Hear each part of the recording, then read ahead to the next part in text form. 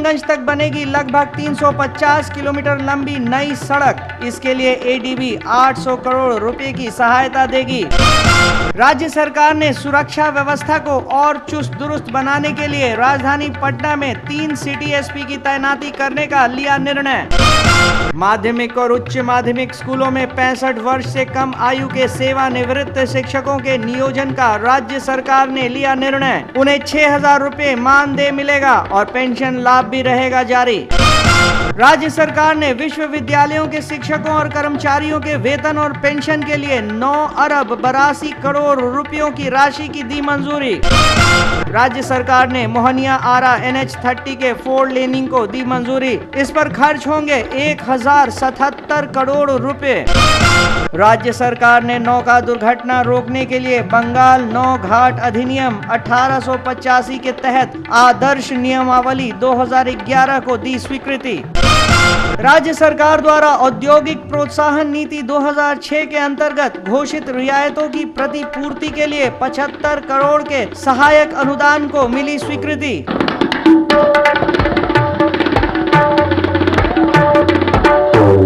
आइए देखते हैं राज्य सरकार के द्वारा किए जा रहे विकास कार्यों को। प्रगति बिहार में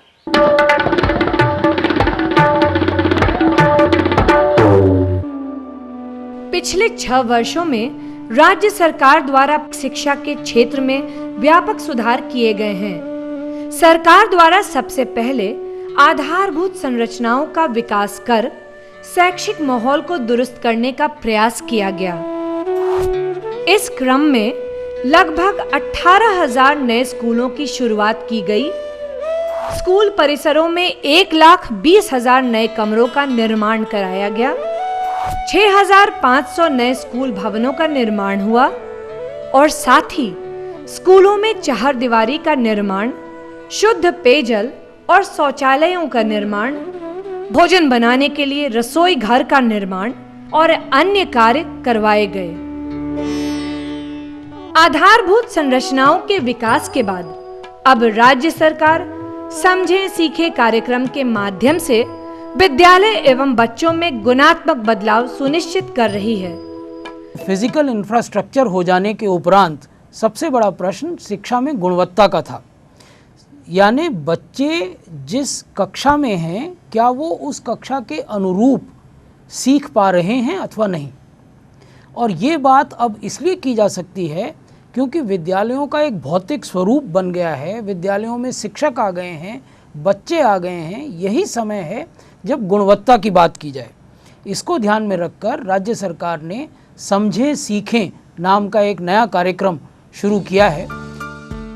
बच्चों को उनके कक्षा के अनुरूप उपलब्धियां सुनिश्चित करने की जिम्मेवारी अब संयुक्त रूप से शिक्षक, अभिभावक और सरकार की होगी। पठन पाठन के कार्यों में अभिभावकों की पूरी भागीदारी सुनिश्चित की जाएगी।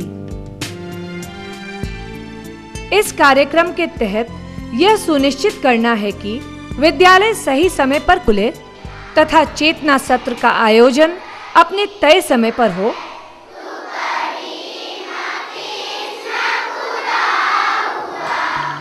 छात्र छात्राओं द्वारा विद्यालय परिसर में उपलब्ध पेयजल और शौचालय का उपयोग हो।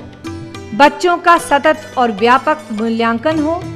साथ ही खेलकूद और सांस्कृतिक गतिविधियों का आयोजन हो। इसके अंतर्गत यह भी सुनिश्चित किया जाएगा कि सप्ताह में एक बार कक्षावार शिक्षकों और अभिभावकों की बैठक हो, जिससे अभिभावक अपने बच्चों के प्रगति के बारे में जान सकें। समझे सीखें कार्यक्रम के तहत संकुल संसाधन केंद्रों में समन्वयक की नियुक्ति की जाएगी, जो कम से कम प्रति माह 2 बार संकुल के विद्यालयों का भ्रमण करेंगे और संकुल में शैक्षिक कार्यशालाओं का आयोजन कर उसमें शिक्षा की गुणवत्ता पर चर्चा करेंगे। तो जो बच्चे सब अच्छा कर रहे हैं, जिनका प्राप्तांक अच्छा आता है। इस कार्यक्रम का मुख्य उद्देश्य सरकारी स्कूलों में पढ़ रहे सभी बच्चों को गुणवत्ता के सही स्तर पर लाना है। इस कार्यक्रम में विभिन्न सूचक बनाए गए हैं, जिससे शिक्षा के क्षेत्र में किए जा रहे व्यापक बदलाव में सभी की भागीदारी सुनिश्चित कराई जा सके और सुधारों का हर स्तर पर सतत मूल्यांकन हो सके।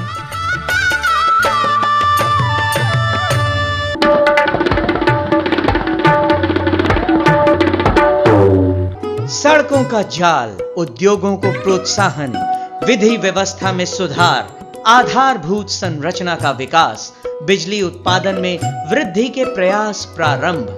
बदलता बिहार, बढ़ता बिहार।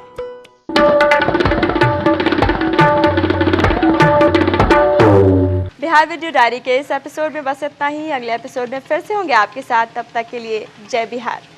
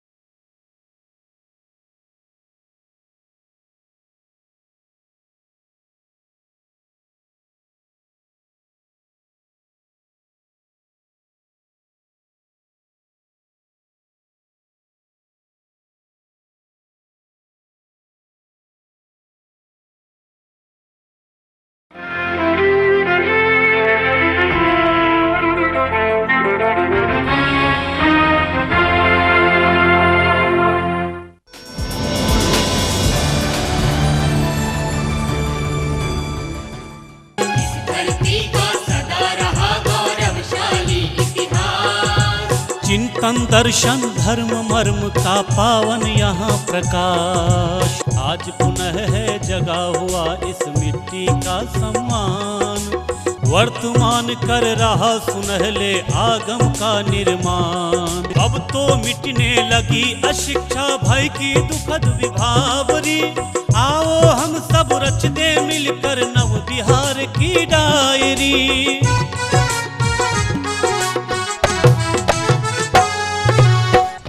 नमस्कार, बिहार वीडियो डायरी में आपका स्वागत है। सबसे पहले नजर डालते हैं बढ़ते बिहार की बदलती तस्वीर पर। देखते हैं बढ़ता बिहार।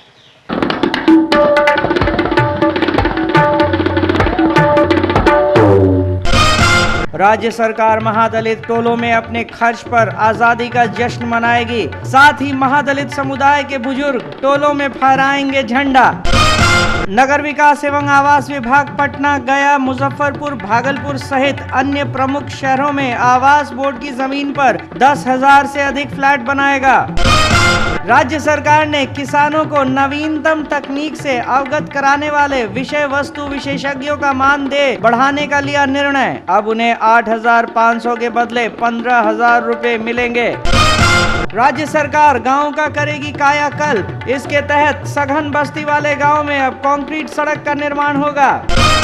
अब राज्य के सभी स्लमों की होगी अपनी पहचान। सरकार उन्हें यूनिक रेफरेंस कोड देगी और इसी कोड से उन्हें पहचाना जाएगा।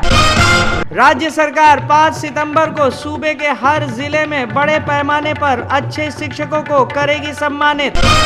राज्य सरकार फील्ड में काम करने वाले शिक्षा अधिकारियों के मूल्यांकन के लिए टीम का गठन करेगी। साथ ही इनका ग्रेडिंग परफॉर्मेंस के आधार पर किया जाएगा। अब सूबे के सभी कार्यालयों का बनेगा अपना आपदा प्रबंधन प्लान। साथ ही आम लोगों को भी आपदा से बचाव के लिए जागरूक करेगी राज्य सरकार। राज्य सरकार राजधानी में डिजिटल अंदाज में करेगी क्राइम कंट्रोल। इसके तहत पटना में 250 जगहों पर लगेगा सीसीटीवी। राज्य सरकार ने राज्य विद्युत बोर्ड का कंपनी एक्ट के तहत पूर्व से अधिसूचित 8 कंपनियों के बदले 5 कंपनियों में पुनर्गठन करने का लिया निर्णय। आइए देखते हैं राज्य सरकार के द्वारा किए जा रहे विकास कार्यों को प्रगति बिहार में।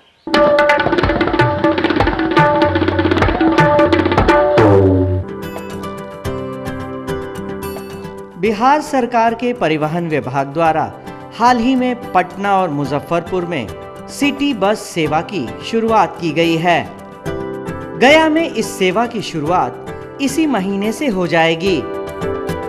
पटना के विभिन्न मार्गों पर 70 सिटी बसों का परिचालन किया जा रहा है। इस कड़ी को आगे बढ़ाते हुए बिहार राज्य पथ परिवहन निगम द्वारा राजधानी पटना में पटना नगर वातानुकूलित बस सेवा की शुरुआत की गई है। लोक निजी भागीदारी योजना के अंतर्गत बिहार राज्य पथ परिवहन विभाग द्वारा पटना शहर के चयनित 3 मार्गों पर 7 वातानुकूलित बसों के परिचालन की व्यवस्था की गई है।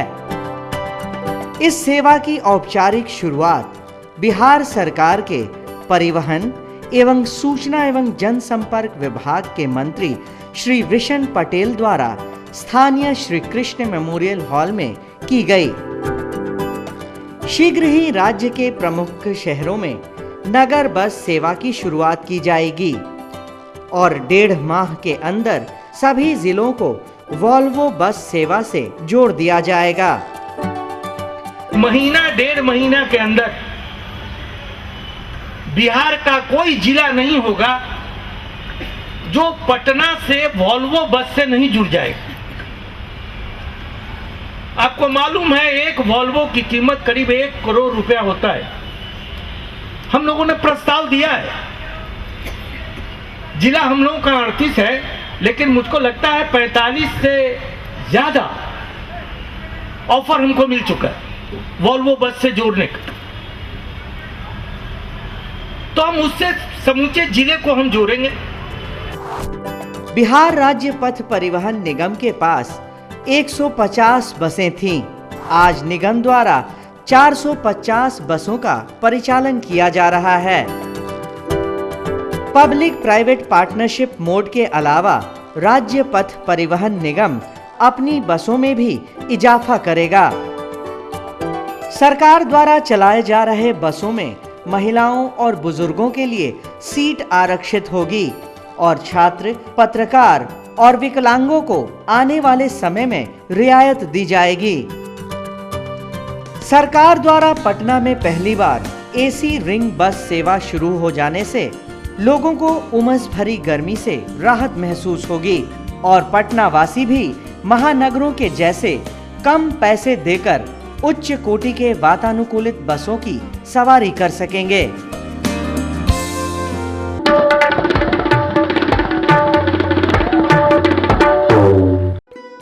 राज्य में उच्च शिक्षा के क्षेत्र में सार्थक पहल। चाणक्य नेशनल विधि विश्वविद्यालय, चंद्रगुप्त प्रबंधन संस्थान NIFT और institute of hotel management Hajipur कार्यरत और यूनिवर्सिटी ऑफ नालंदा की स्थापना की प्रक्रिया प्रारंभ। बदलता बिहार, बढ़ता बिहार। अगले 2-3 वर्षों में कोई भी घर शौचालय विहीन नहीं होगा। गांव में रहने वाली मां बहनों के सम्मान की रक्षा और स्वच्छता सुनिश्चित। गरीबी रेखा से नीचे के परिवारों को एक शौचालय निर्माण हेतु केंद्र सरकार द्वारा 600 रुपये राशि और राज्य सरकार द्वारा 1100 रुपये राशि का अनुदान। गरीबी रेखा के ऊपर के परिवारों को शौचालय निर्माण हेतु राज्य सरकार द्वारा 1500 रुपये राशि का अनुदान। लोहिया स्वच्छता योजना सूचना एवं जनसंपर्क विभाग द्वारा जनहित में प्रसारित।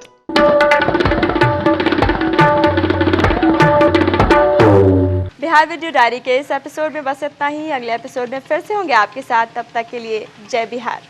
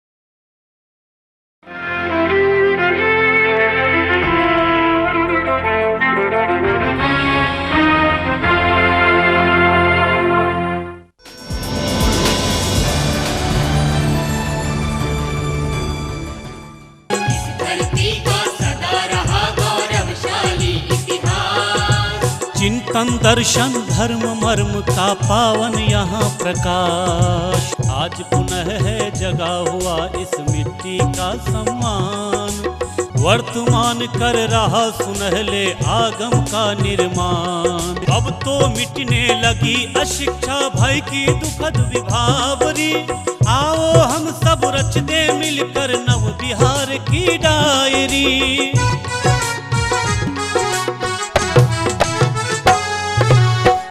नमस्कार, बिहार वीडियो डायरी में आपका स्वागत है। सबसे पहले देखते हैं बढ़ता बिहार।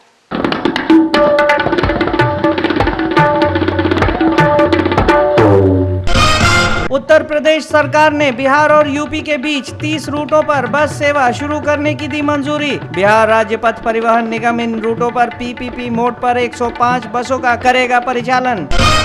अब सरकारी और निजी स्कूलों को बनाने होंगे बच्चों के 2 आई कार्ड। एक परिचय पत्र स्कूली बच्चे के साथ रहेगा और दूसरा उसके अभिभावक के पास। अब राजधानी के स्कूलों में होगी चाक चौबंद चौकसी। इसके तहत सभी प्राइवेट स्कूलों के प्रवेश और निकास गेट पर उच्च क्षमता वाले सीसीटीवी लगाए जाएंगे। मुख्यमंत्री शताब्दी चावल उत्सव के तहत जिले के हर बीपीएल परिवार को 15 अगस्त से 22 अगस्त के बीच 20-20 किलो अतिरिक्त चावल मिलेगा। किसानों को हर हाल में समय पर मिलेगा खाद। कृषि उत्पाद आयुक्त ने सभी प्रमंडलीय आयुक्त और जिलाधिकारियों को कई आवश्यक निर्देश जारी किए। राज्य सरकार ने गृह स्थल योजना के तहत भूमिहीनों को घर बनाने के लिए जमीन उपलब्ध कराने के लिए 15 करोड़ रुपए की दी मंजूरी। बिहार राजपथ परिवहन निगम 15 अगस्त से वॉल्वो बस सेवा शुरू करेगी। इसकी शुरुआत तमाम जिला मुख्यालयों से की जाएगी। राज्य सरकार कोसी से तबाह हुए क्षेत्रों में लगाएगी पाम ट्री। इसके लिए राज्य सरकार बना रही है एक व्यापक कार्य योजना। राज्य सरकार विश्व बैंक की सहायता से बनाएगी 4 बड़े फ्लाईओवर। इससे राजधानी को मिलेगी जाम से मुक्ति। राज्य के प्रारंभिक स्कूलों में पढ़ने वाले बच्चों को मुख्यमंत्री नीतीश कुमार लिखेंगे पत्र। 5 सितंबर तक 71,000 प्रारंभिक स्कूलों के बच्चों को मिलेगा यह पत्र। बिहार में विकास की गति निरंतर कैसे तेज होती जा रही है, आइए देखते हैं प्रगति बिहार में।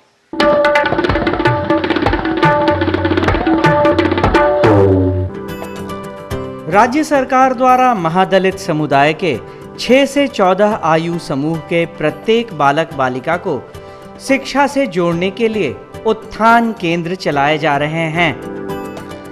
इस कार्यक्रम के तहत महादलित समुदाय के प्रत्येक गांव या टोला में एक उत्थान केंद्र की स्थापना की जाती है।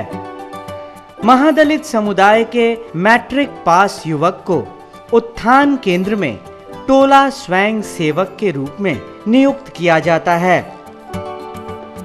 उत्थान केंद्र के टोला सेवकों द्वारा स्थानीय महादलित समुदाय के प्रत्येक बच्चे को चिन्हित कर विद्यालय तथा शिक्षा केंद्रों में उनकी उपस्थिति सुनिश्चित की जाती है। टोला स्वयं सेवकों द्वारा 3 से 5 आयु समूह के बच्चों को नियमित रूप से आंगनवाड़ी केंद्र तथा 6 से 10 आयु समूह बच्चों को विद्यालय ले जाना सुनिश्चित किया जाता है। इस कार्यक्रम के तहत 25 महादलित परिवार के बच्चों के लिए एक टोला सेवक की नियुक्ति की जाती है। इसके अलावा टोला सेवकों द्वारा विद्यालय अवधि के अतिरिक्त समय में 2 घंटे का पढ़ाई उस टोले में ही की जाती है, जिससे कोई भी बच्चा अपनी कक्षा में नहीं पिछड़े। उत्थान केंद्र में जो एजुकेशन वॉलंटियर्स हैं, उनका मुख्य उत्तरदायित्व ये है कि न केवल वो इन बच्चे बच्चियों को विद्यालयों में मेन स्ट्रीम करें, अपितु उनके साथ प्रतिदिन विद्यालय जाएं भी। क्यों जाएं? ताकि वो विद्यालय में देख सकें कि ये जो बच्चे हैं इनके साथ किसी प्रकार का दुर्व्यवहार या कोई डिस्क्रिमिनेशन, क्योंकि ये सब पहली पीढ़ी के सीखने वाले हैं, फर्स्ट जनरेशन लर्नर्स हैं, तो इनके साथ विद्यालय में अध्यापकों के द्वारा, अन्य बच्चों के द्वारा कोई दुर्व्यवहार न हो, इनके साथ कोई डिस्क्रिमिनेशन न हो और ये विद्यालय के वातावरण